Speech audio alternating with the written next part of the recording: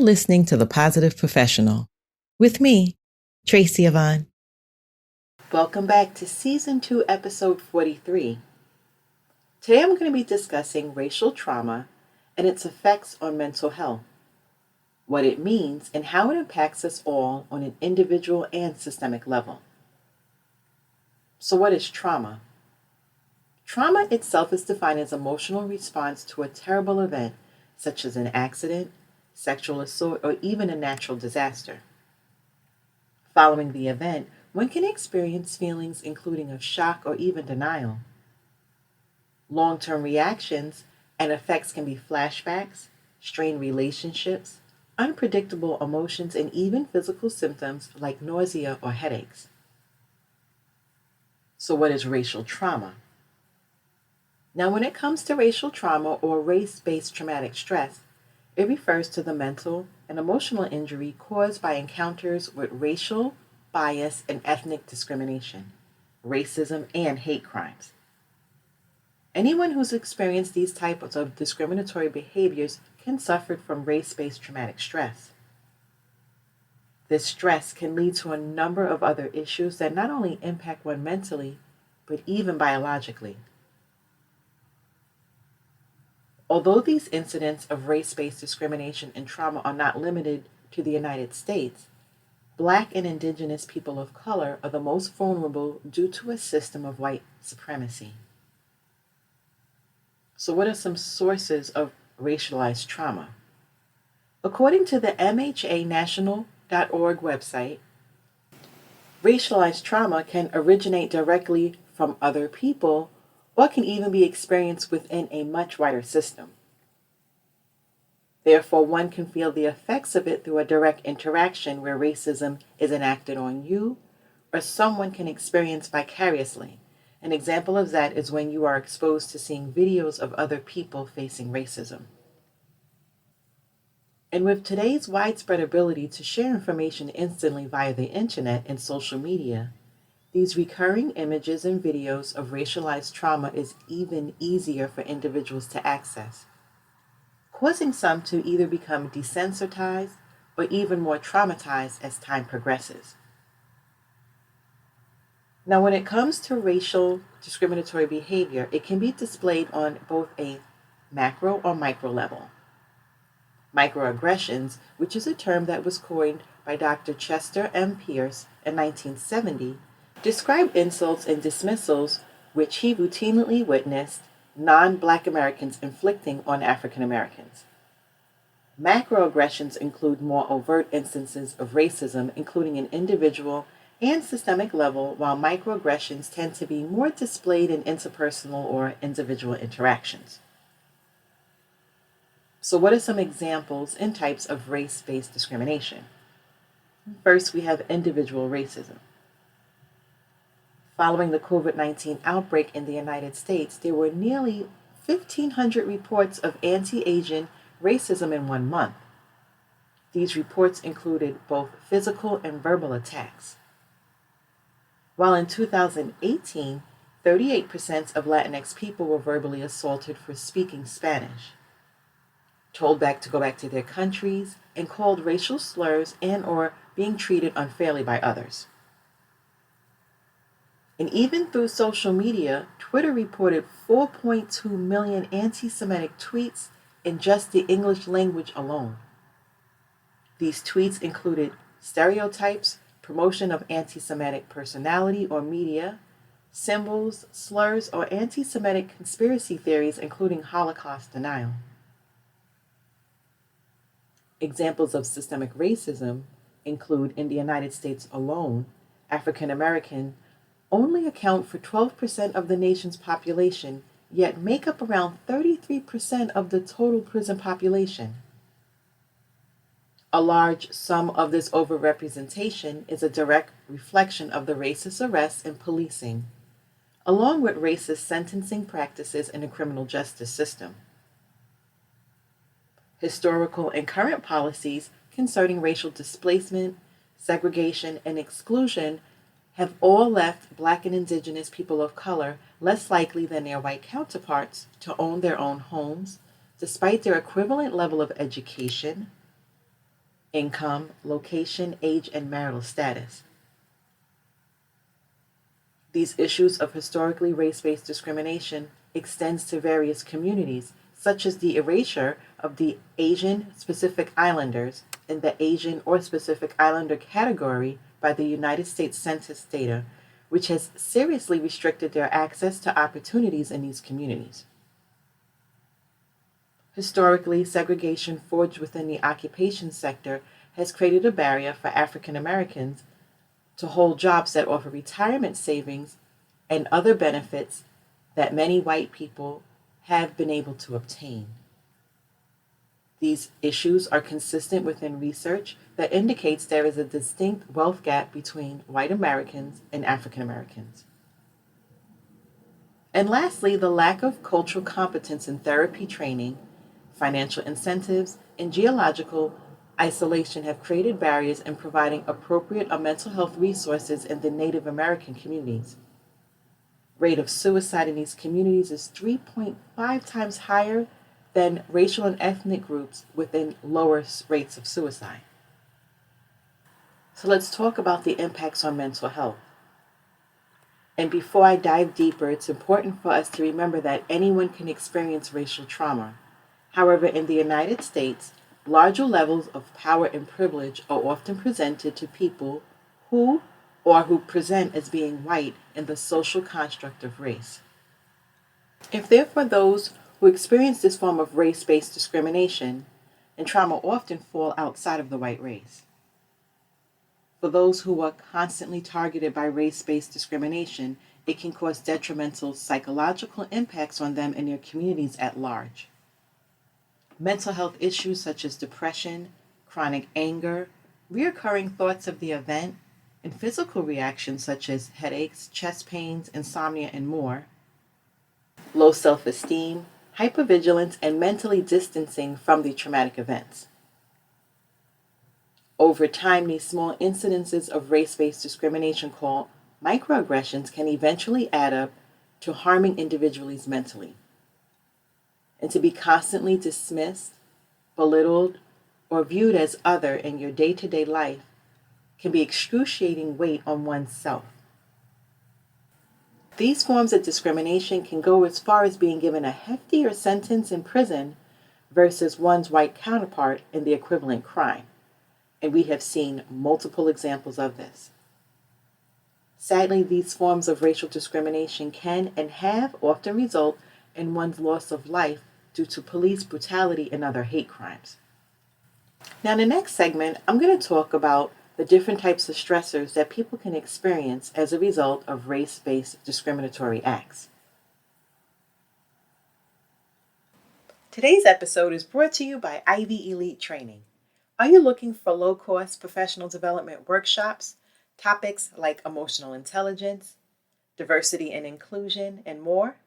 Then visit www.ivyelitetraining.com. That's www.ivyelitetraining.com.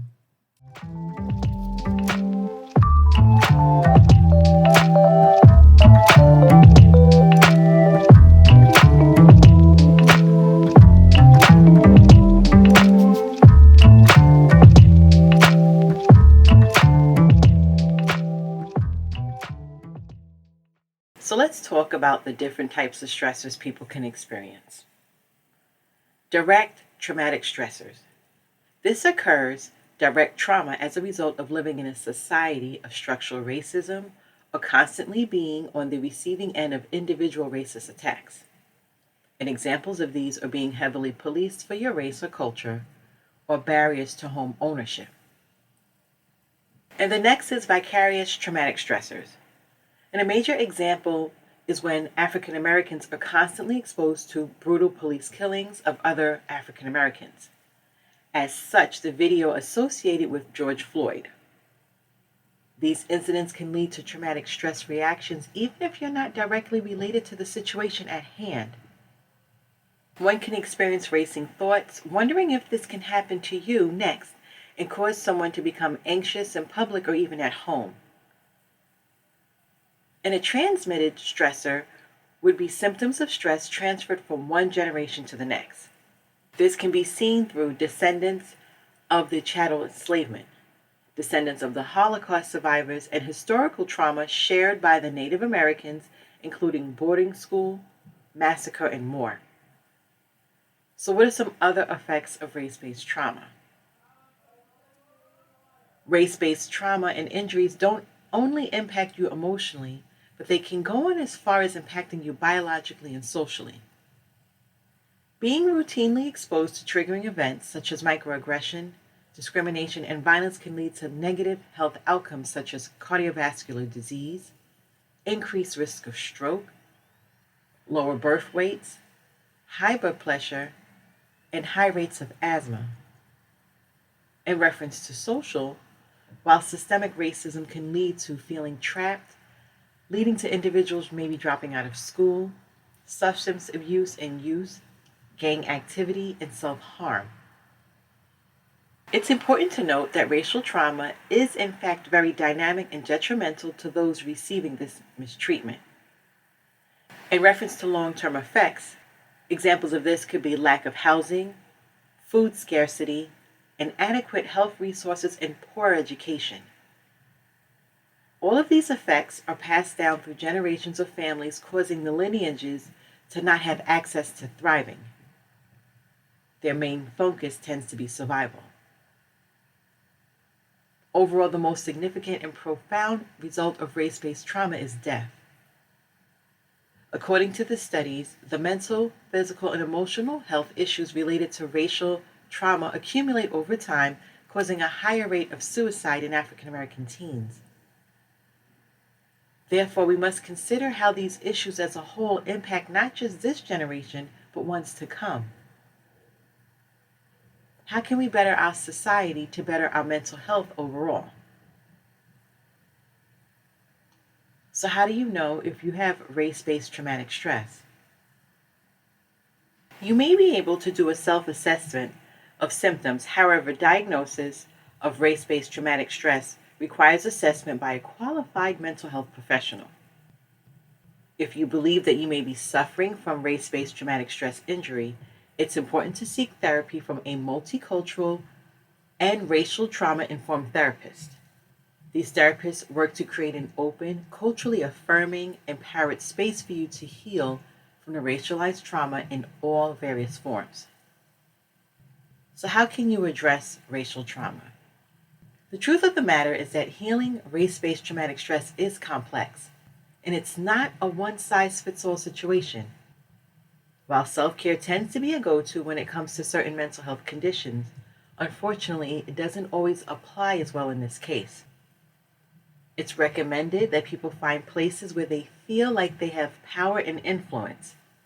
Then exercising that power and influence in helpful ways can be a huge step towards reclaiming a sense of empowerment. So what can allies do? Have a difficult conversation outside of your immediate circle or echo chamber. Read from people that you may not automatically agree with, and understand your privilege as a member outside of the minority group that you are seeking to assist. Your goal should be to lighten the load of others, which means that you shouldn't be burdening Black and Indigenous people of color with questions and or expectations that they should educate you on their struggles or culture. Do your research and due diligence. Be present and vocal when your support is required. This isn't the time to be neutral or to stay behind the scenes. Your help is needed on the front lines of this issue. Also, using your political involvement and where you choose to spend your money. It all comes down to how you use your power and privilege to support and uplift others. As a whole, racial trauma impacts everyone involved, whether they have experienced the discrimination directly or have been on the other side of it. Although there have been many who do not pay for their hate crimes in terms of race-based discrimination, those within that race group can eventually be viewed as not being trustworthy or feared. As of recently, many who are on the other side of race-based discrimination and behaviors are serving time in prison as well. Race-based discrimination causes many individuals in various racial groups to live in a constant state of fear due to these historical and even present-day tensions. It can cause victims to perpetually doubt themselves, which can lead to issues of low self-worth. Racial trauma can also lead to children growing up to believe that their value in society is of lower standard. Viewing media, news stories, and books that constantly praise whiteness over anything else, and in the same breath diminish people of color, can impact individuals as well to believe that they cannot contribute much to society or even to their own communities. The chronic stress associated with race-based trauma can also play a major part in the interpersonal relationships with those targeted groups, and can lead to chronic diseases associated with stress, such as anxiety, high blood pressure, and depression, to name a few. So what is the solution?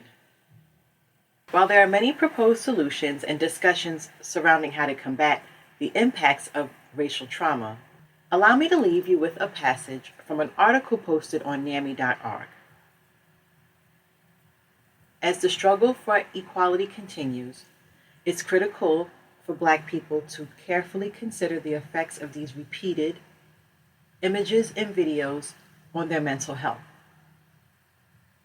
For those who feel repeatedly triggered, it can be helpful to mitigate exposure as much as possible by unfollowing accounts that post these videos and images or setting content blocks and limits on your phone.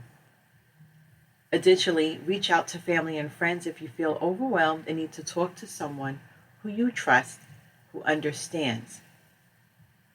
And lastly, if your mental health is suffering, it's essential to consider seeking culturally competent mental health care. Thanks for joining me today. I look forward to you tuning in to another episode. Make sure that you've subscribed to this podcast and don't forget to click the like button. You can also follow me on Twitter and Instagram. Stay safe and be well.